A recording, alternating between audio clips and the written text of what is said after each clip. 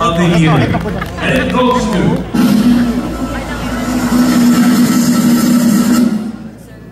Nadine Lustre! Presenting the award as PMPC President and overall Chairman of the 39th Star Awards for Movies, Rodel Fernando, Ms. Vivigo, and Mayor Marcos Mamay of Nunungan, Lanao del Norte.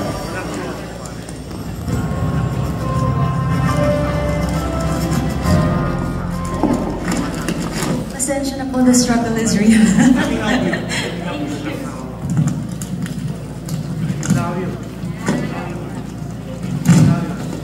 Unang-una sa lahat, magandang gabi po sa inyong lahat.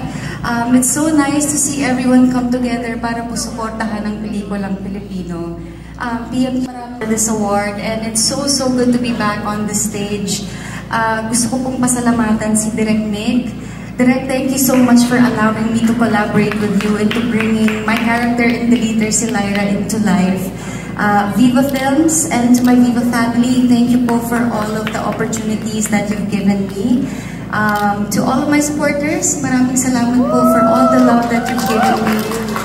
To my team and my family, thank you for always having my back. And to my boyfriend Chris, who's in the audience, thank you for always pushing me when I'm down in the dumps.